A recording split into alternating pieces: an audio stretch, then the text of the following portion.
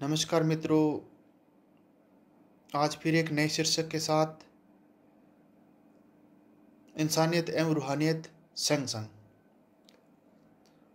इंसानियत का अर्थ मानवता, दया, करुणा, प्रेम का संगम। आदमियत मानव जाति का सकारात्मक व्यक्तित्व, मानव स्वभाव, भला मानस का गुण अथवा मनुष्यत्व होता है। दरअसल जब भी हम दूसरों के प्रति दया, करुणा एवं प्रेम का भाव रखते हुए बहुत ही शराफत, शालीनता, माधुर्य एवं गर्मजोशी से पेश आते हैं और मानवीय मूल्यों, गरिमा, संवेदनाओं तथा अन्य जीवों के साथ भी इसी तरह का व्यवहार करते हैं और सब में जग तेरा ही रूप, तेरा ही नूर नजर आता है, तो इसे इंसानियत कहते हैं।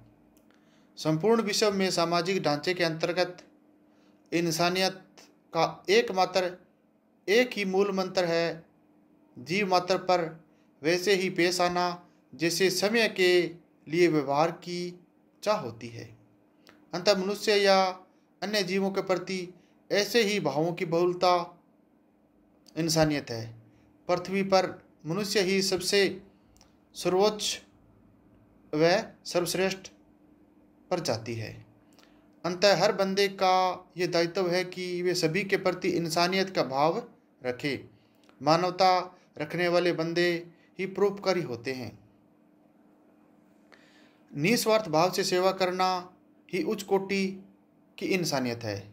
संसार में मानव ही एकमात्र जीव है जो सोचने समझने की शक्ति रखता है, स्मरण क्षमता होती है तथा अपनी भावनाओं को अभिव्यक्त कर सकता है, अच्छे बुरे की पहचान अपने विवेक से कर सकता है, जो मुर्शिद की कृपा से होती है। अंततः इंसानियत को निभाने की जिम्मेदारी केवल इंसान की ही है। मानवता दिखाना सज्जन व्यक्ति की निशानी है। रूहानियत का अभिप्राय आत्मिकता पर गौर करें तो ये मोक्ष मुक्ति का मूल है, जो सच्ची इबादत से प्राप्त होती है और इबादत का नाता निरंकार से है, अर्थात जो प्रभु परमात्मा ईश्वर रंग रूप आकार से रहित है उससे ही है, जो पूर्ण सतगुरु की कृपा दृष्टि की आशीष फल है। रूह में सदैव रब्बी भास ही रूहानियत है।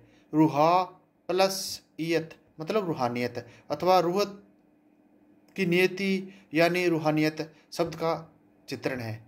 इंसान के अंतःकरण के भावों को बखान करने के लिए भी प्रयोग किया जाता है। हिंदी में इसके लिए आत्मीयता शब्द प्रयोग किए जाते हैं। इसके लिए साथ साथ आद्य जोड़ने से आध्यात्मिक कहा जाता है। आद्य का अर्थ है निरंकार, जो कि बेहद अथा सर्वोपरि है। रूहानियत वास्तव में केवल रब के चुनिंदा लोगों के लिए ही है, जो सतगुरु की कृपा के पात्र बने हुए हैं और जिन्हें यह रूहानियत से लबरेज रास्ते पर चलने के लिए चुनता है। कुछ भाग्यशाली ही ईमानदारी की क्षमता विकसित कर पाते हैं। सतगुरु की मेहर से सौगात रूप से मिले सत्संग में प्राप्त विवेक से कुछ लोगों की आत्माएं ही इतनी बेहतर हो पाती है, जो पूर्णतः अपने सतगुरु या निरंकार पर आत्मनिर्भर हो जाती है, क्योंकि यह बुद्धि का नहीं बल्कि भोले भाव एवं प्रेम का खेल है, जो केवल प्रीतम निरंकार के लिए निस्वार्थ भक्ति, निष्काम सेवा, बिना शर्त अच्छाई एवं अंतहीन विनम्रता की यात्रा है। कहते हैं, किसी शायर ने लिखा भी है, जिंदगी गुरमत भरी हो ऐसे ही मुझे मंजूर है। जिंदगी गुरमत भरी हो ऐसे ही मुझे मंजूर है, जो भी खुदी में चूर है वही खुदा से दूर है। बहता रहूं तेरे भाणे में, हे गुरु तुझ में ही रहूं, हर तरफ हर जर्रे में तू है और तेरा ही नूर है। जो सेवक मनमति एवं लोगलाज को छोड़कर सतगुरु के हुक्म को सत करके दिल में जजब कर लेता है, उसकी संभाल सतगुरु खुद करते हैं। सतगुरु के भरोसे बंदा निश्चित ही रूहानियत में लबरेज रहता है।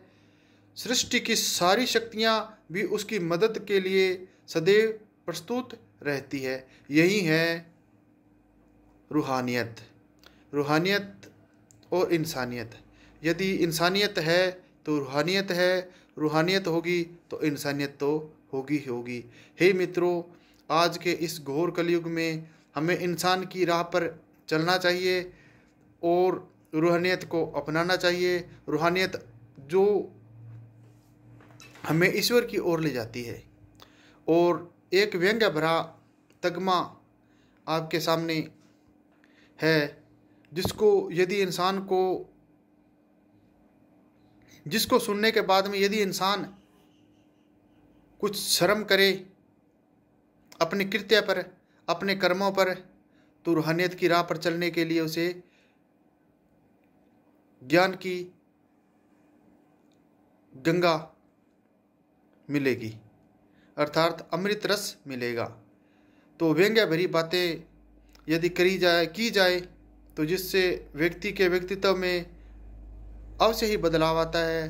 परंतु यदि पूर्ण गुरु की बाहर से चोट हो और अंदर से हाथ हो तो एक व्यक्ति का व्यक्तित्व अवश्य ही बदल जाता है।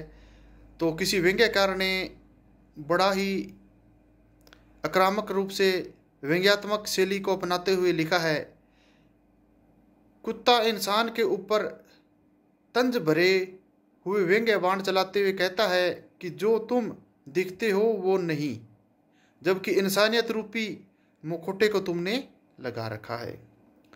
कुत्ते होकर भी हमें मुखौटे की जरूरत नहीं, अपने मालिक के प्रति सदैव ही वफादार रहते हैं, उनकी नमक हरामी नहीं करते। पालतू या फालतू होने के कारण हमें हेय दृष्टि से देखा जाता है, जबकि आप मनुष्य रूप में सर्वश्रेष्ठ है। तो कितनी व्यंग्यात्मक बात है। इंसान होते हुए भी उसने इंसानियत नहीं है, इसलिए उसने इंसान का दिखावा करने के लिए एक मुखौटा पहन रखा है। और एक कुत्ता है जो मालिक के प्रति कितना वफादार है। तो उसी प्रकार एक इंसान को भी अपने ईश्वर के प्रति, भगवान के प्रति वफादार होना चाहिए। धन्यवाद मित्रों।